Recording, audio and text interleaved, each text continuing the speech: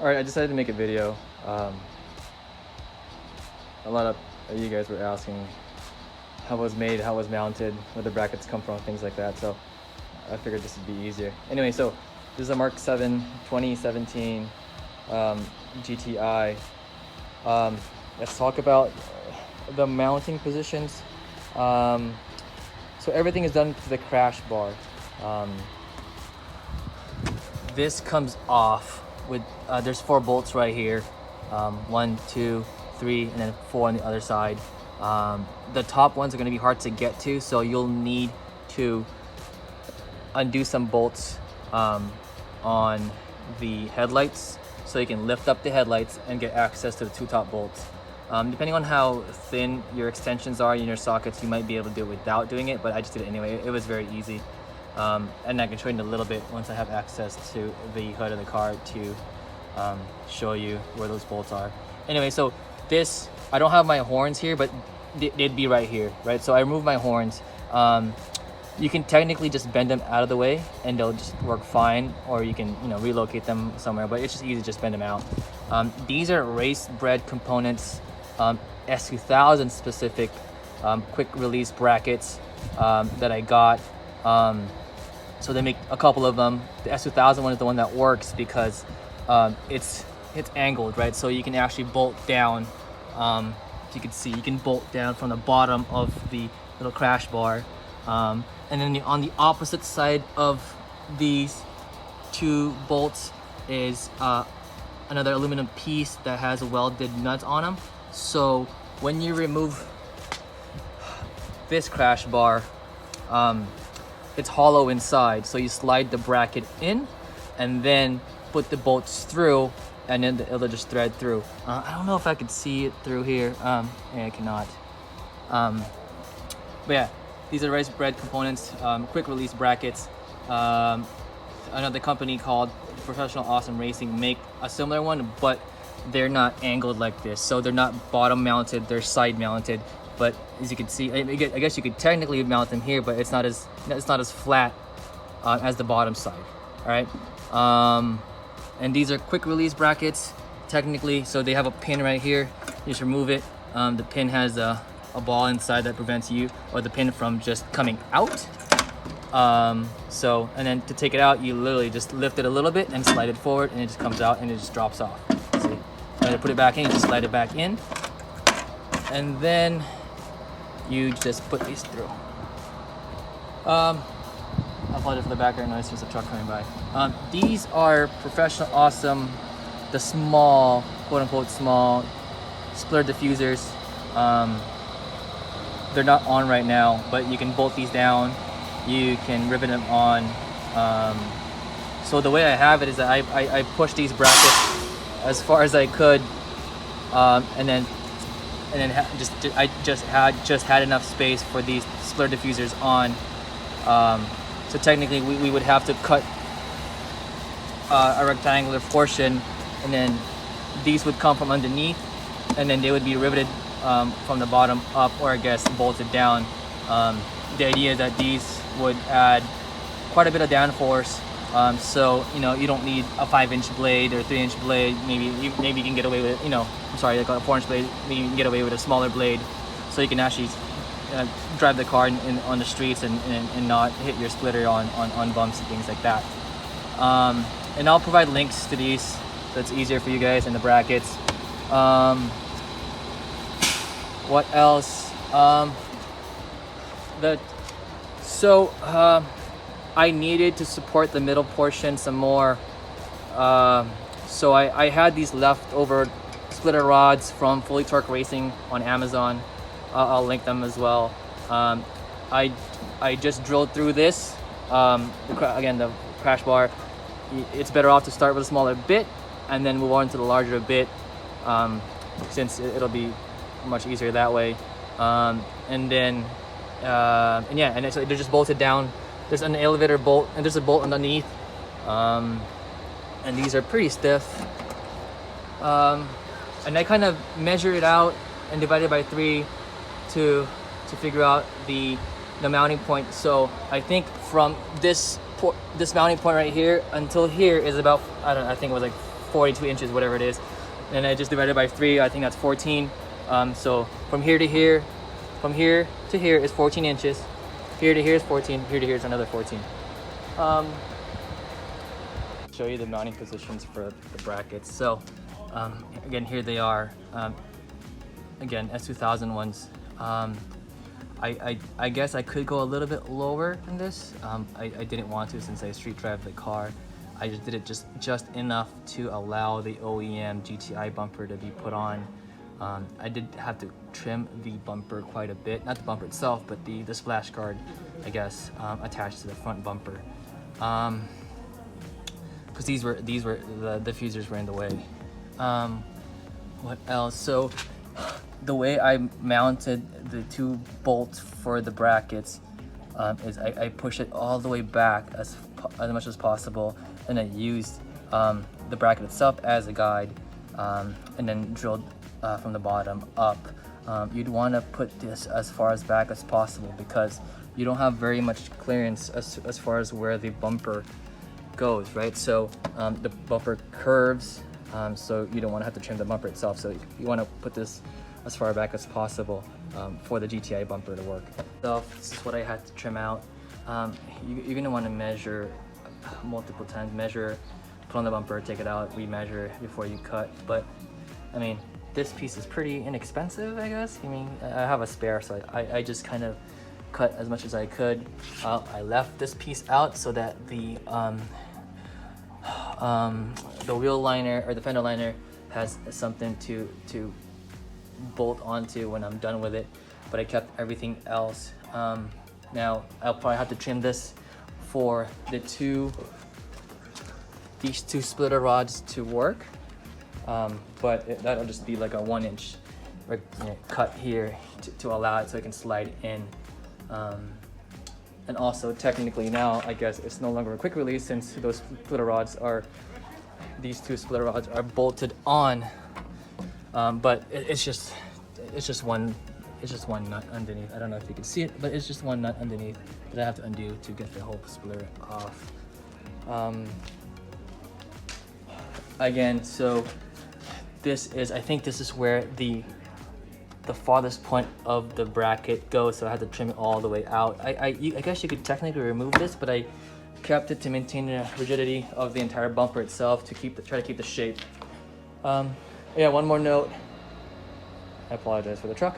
One more note is that you're going to want to do all this measurements and drawing out of the shape of the splitter blade itself while the bumper is on the car. So as you notice, it's still a rectangular shape right now for me. I will use a compass to outline the shape of the, or whatever, pen I guess, to outline the shape of the bumper, and then I'm gonna do a 3-inch blade, so add 3 inches to the outline, so that'll be my splitter blade shape, and then I'll cut that out at the very end. Obviously I'll have to paint this. Now as far as paint, I just bought some primer from Lowe's or Home Depot. Primer first, even though I think this is a primer and paint, but it is what it is. That's all I had. It's sand black. It's not flat black. It's not glossy. It's, I guess, in between. And I don't know if I'm gonna do just this, but use this. But this is a clear sort of water seal. To protect it from rain and things like that, although it doesn't really rain very much here in California. Here is what I was working with as far as sample cuts and holes and things like that. This outline right here was the splash guard. These were sort of my sample cuts or holes for the brackets. This is just 3mm PVC sheet on sale at a science supply store for 15 bucks. The white one was 30, but whatever, I got the black one. So you can technically buy another sheet of this and put it on top of the white one, so that you don't have to paint it. But I think the UV protection of that one isn't very good. So as far as material, this is technically called, I don't know what it's called actually, but it's like Dye-Bond. One of the brand is called Dye-Bond. It's 2 sheets of very thin aluminum on each side with plastic, I think it's PVC in the middle, and then I bonded two together. So this is 6 mil each, and then glued together to make 12. And honestly, this is it's very heavy. I think it was 40 pounds with 2 sheets like this. I'll measure it again and then update you guys, but it's quite heavy. But again, it's the entire sheet. This is actually not technically, but this is 2 by I think 6. So once I cut out the corners, the edges, it should go down to about 30 pounds hopefully, which is still quite a lot. But again, I don't know. I have to measure it to get the exact weight on it. As far as adding support for the edges or the corners, I have the middle supported enough, but the edges, like these corners, will probably need to be supported. I'll probably I mean, Professional Awesome Racing sells a splitter rod cable thing, which isn't that much. It's like 75 bucks or whatever it is, and it comes with everything you need.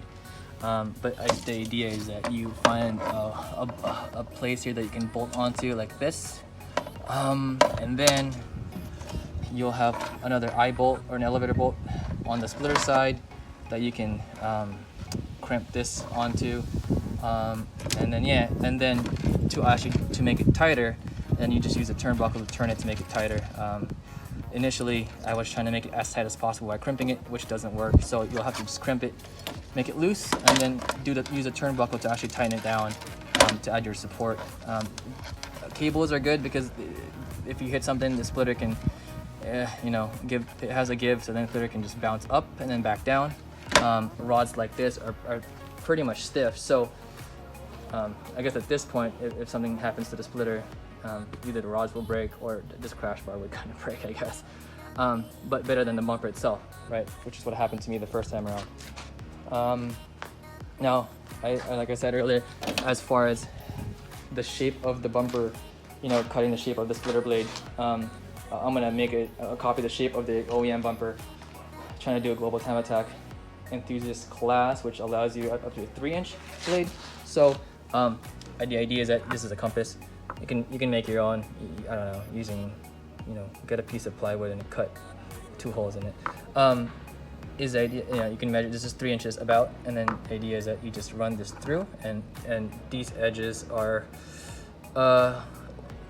basically pencil leads, I guess, pencils, and you can just run this through it so you can get the an accurate shape of the bumper plus 3 inches, and then that's what you cut. And hopefully with all my measurements, I don't have to trim anymore. I guess you can put the splitter rods or cables outside of the bumper if you like that look. It'll probably work better as far as support, but I'm gonna try this first and see if it works. If I need more additional support, I'll go ahead and run lines outside, but that's the last resort. Splitter diffusers, you basically have to cut this shape right here, whatever is exposed right now, and then you push this from the bottom up, and then you rivet here, or in the corners, I guess. Put a bolt or rivet or anything, or screw it down here, just so it doesn't fly off. And then you're supposed to cut off this portion, this back plate end portion of it. This is just here to retain the shape, and I don't know, doing storage and shipping. So this part will come off, and then everything else will stay. And you're gonna use this extra trim right here, this extra about inch trim to bolt it down. I made a template using extra PVC sheet that I had, and I'm just gonna outline it on the splitter itself, and then so I can cut it from the bottom side and then install these. I want to clarify one more thing. So these S2000 brackets, they actually come where this piece is designed to go face inwards. So it's gonna be, so the bottom side is like this, going down. It's supposed to go back on the inner side like a C, I guess. But I moved it outward I flipped them because on this side, on the passenger side, I needed space for these AC lines, because if I had flipped it the other way, the brackets would be touching the AC lines. So this is done to make space for the AC lines, and then I also flipped this portion to have it go out to make space. I was trying to make space for the diffusers. But anyway, it turns out it would have been better if these were flipped the original way, which is instead of going out, it'd be going in, so that I can push this split diffuser more inward, about a couple of inches, so that I have more space, and I have to trim the bumper itself. Placement of the splitter diffusers, it might be better for these to be a little bit further inward of the car. So if I had to do this over again, I mean, I can still do it, I guess, is to flip these around again, so that the mounting points in the bracket itself is going to be a few inches inward, and that would allow the splitter diffuser to be moved an inch or two inward, so that, because the bumper is going to be coming right here, so I'll have a little bit more clearance as far as the bumper and the bumper, I mean the mud guard, splash guard that's attached to the bumper, so you might not have to trim anything. And depending on how low the splitter is, right, because if it's low enough, then you won't even hit this at all. It's about 2.5 to 3 inches tall, so it's actually rubbing or hitting right here. So if it's low enough, then it'll just clear the whole thing. Since it's not, but if you move it in, you might not have to do that. This material, I know I suggested, I mean, I called out what I'm using here, but if you're starting this out, I would use, I don't know, like that PVC that I showed earlier. It's fairly cheap and it's fairly rigid. I mean, or you can find cardboard to start with before you actually, cut your final piece, so you don't waste the material. A lot of people use like 1/2 inch, depending on how strong your splitter is going to be. But since we have diffusers here, they add quite a bit of downforce, so I'll probably start off with minimum 1/2 inch plywood to work with, and then once you're good at it, you can upgrade yourself to, like, I don't know, some people use alumalite, which is a very similar material as this. The issue with these is that they're aluminum, right? So they bend as opposed to break. So if you go off the track, they'll bend and take everything with them, as opposed to like carbon fiber or other materials out there that would just snap. So you can just buy a new one, and then you're back in business, as opposed to ripping off everything, bending and then not breaking and then ripping off everything.